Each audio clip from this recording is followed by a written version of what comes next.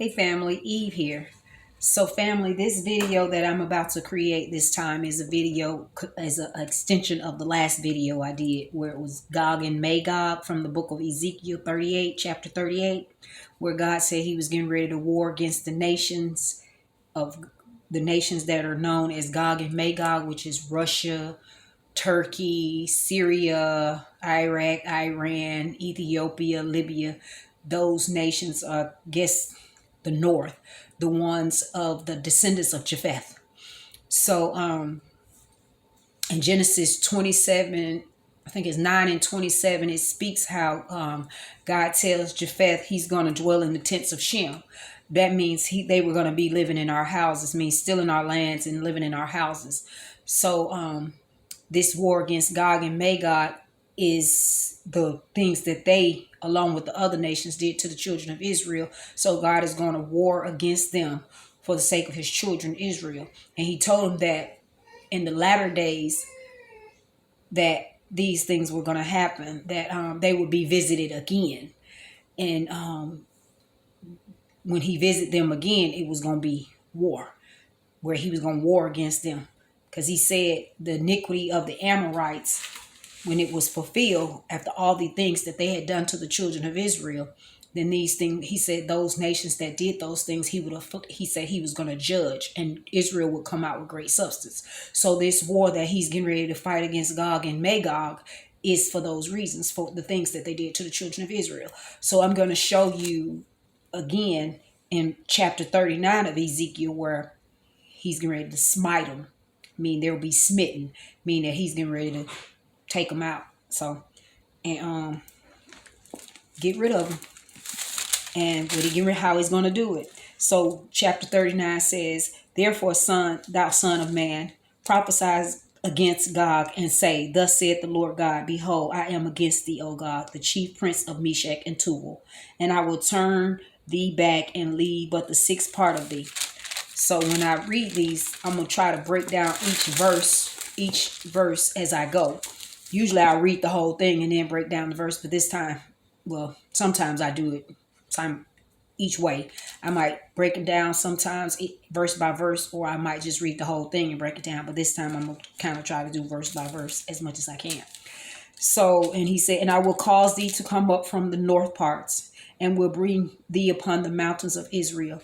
Meaning he's going to bring them up against us to fight against his children.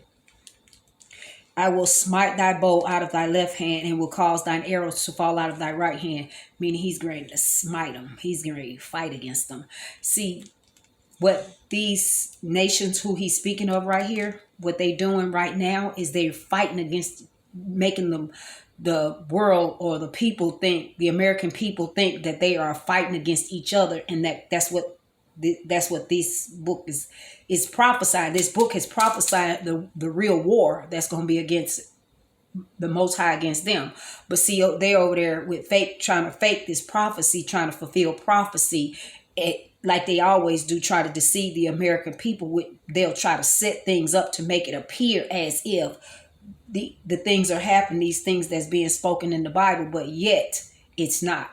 They over there, Russia and Ukraine and all of those nations that I just named, they're fighting against the country, the people, the Jewish people over there that so-called themselves Israelites, Israelis, but they're not. They're Israelis, not Israelites. We're the Israelites. They're the Israelis.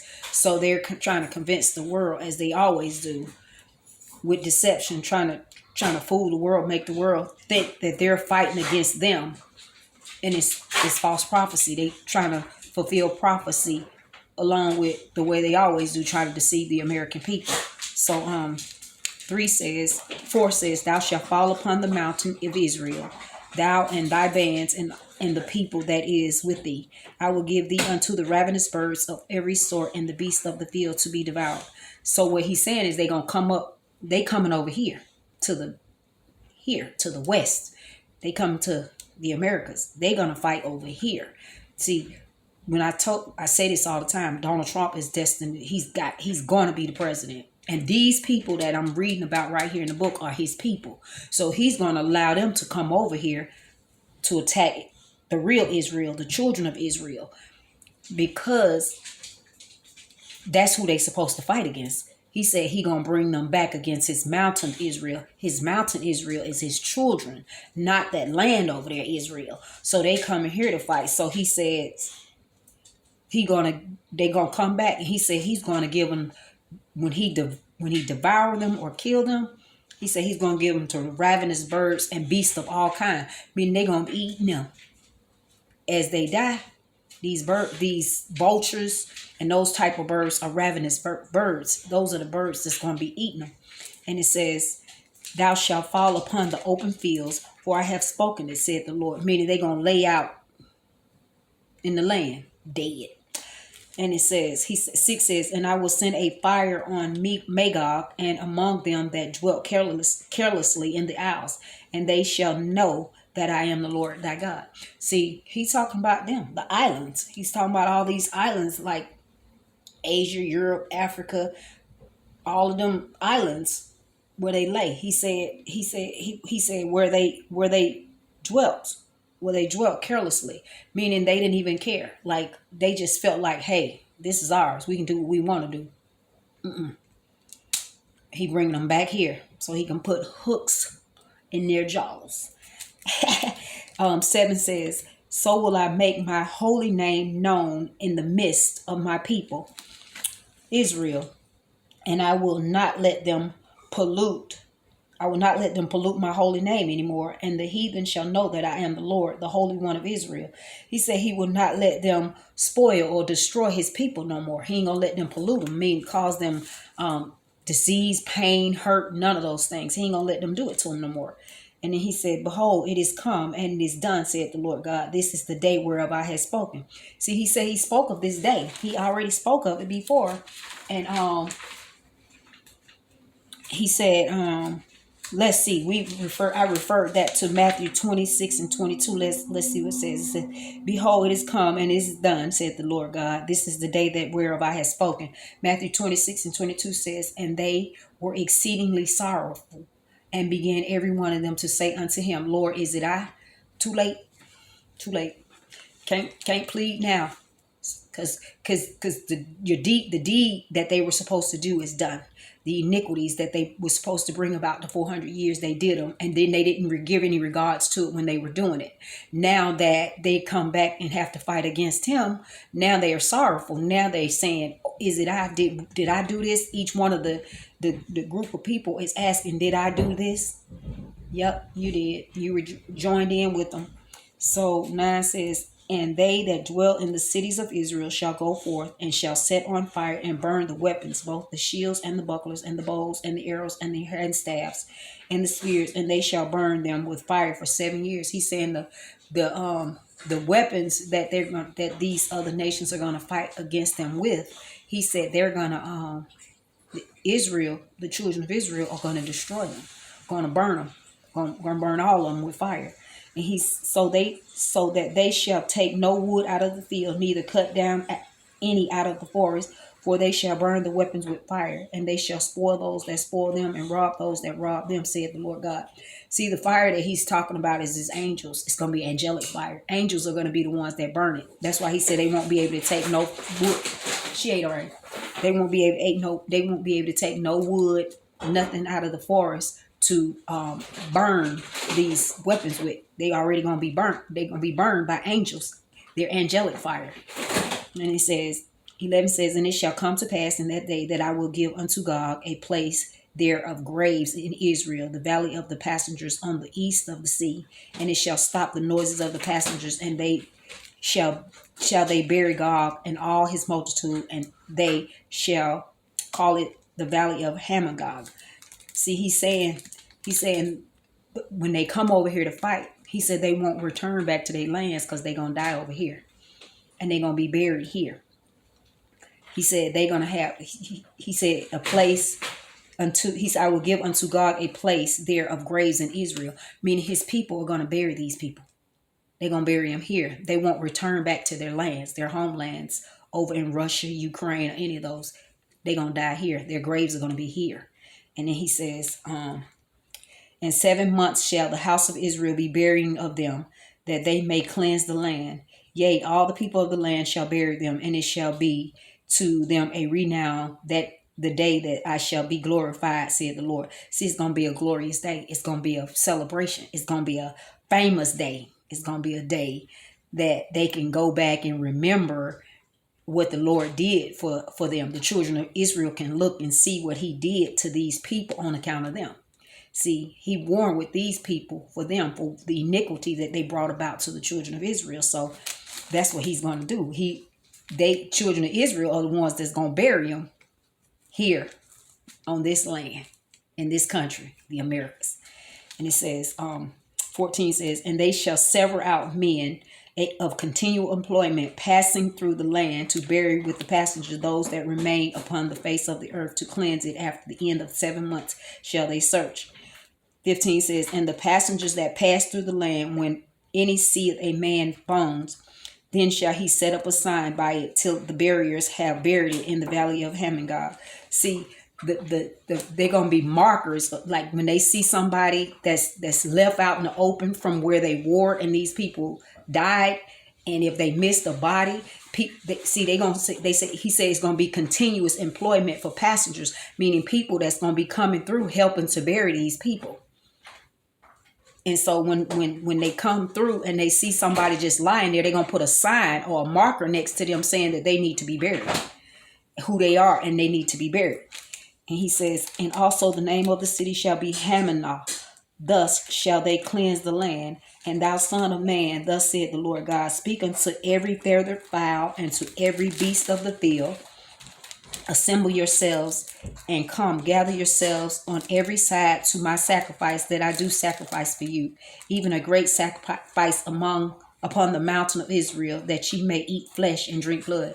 See, he said every beast is going to be feasting from these people, from their dead bodies. They're going to be eaten. He said he calling every ravenous bird, every feast, and every fowl and every animal, not feast, every fowl and every animal that can eat their flesh and drink their blood. He's calling them, so that, because this is going to be a part of the cleansing of the land. For 7 years, they're going to be cleaning up after the war, after warring with these people. So all these vultures and all these ravenous birds and all these creatures that eat flesh is going to be feasting on them during this entire time.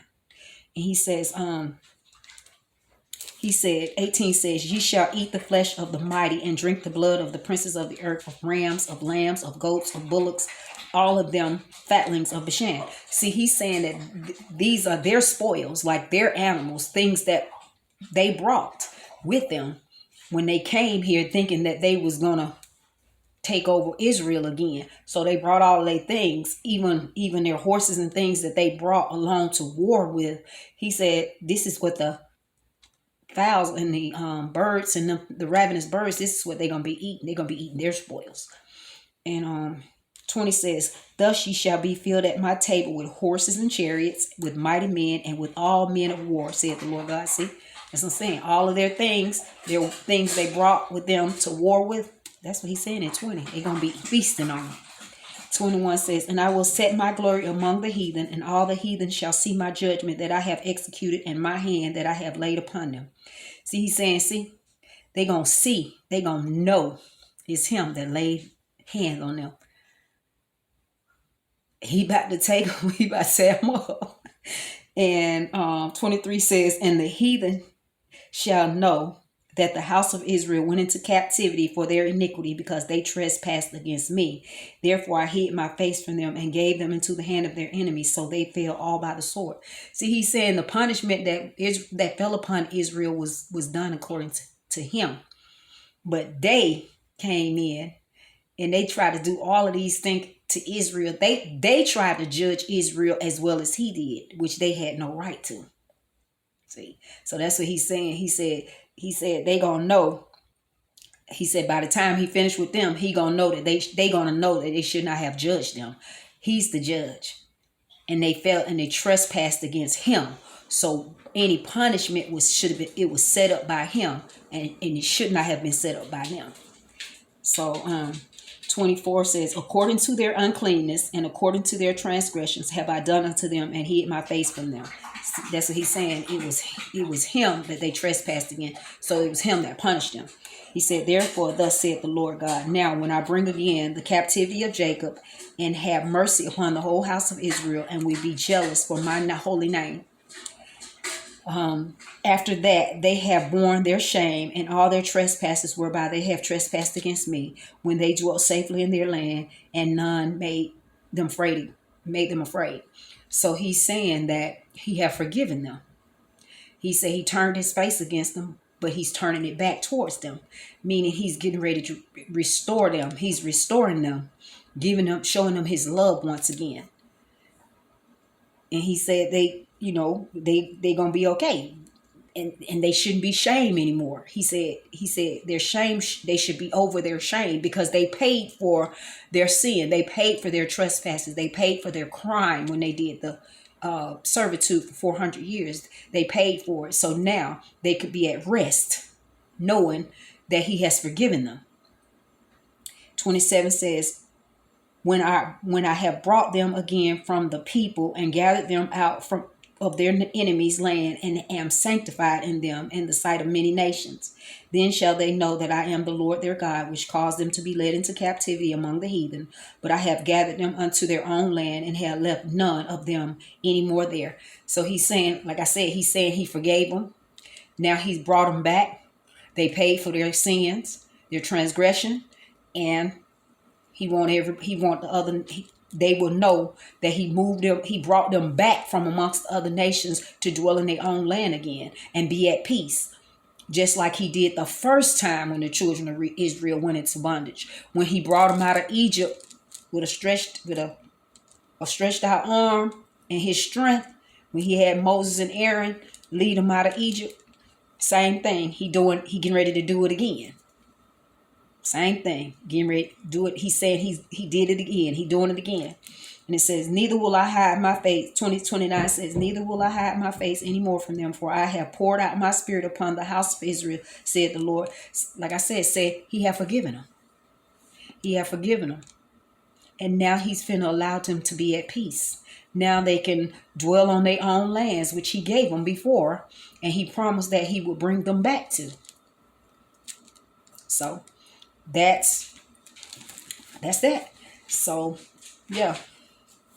So like I said, over there, that fighting they doing over there, fake prophecy, trying to fulfill prophecy.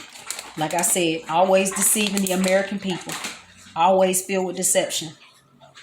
Russia, Ukraine, Turkey, Syria, Sudan, Iraq, Iran, all of those people over there fighting, fake. And they can fake it because, like I told you guys in one of my videos, America has military. They're the absolute power, meaning they can exert their forces or their military forces in any place, anywhere in the earth, just using their technology. I told you guys that in a couple of my other videos.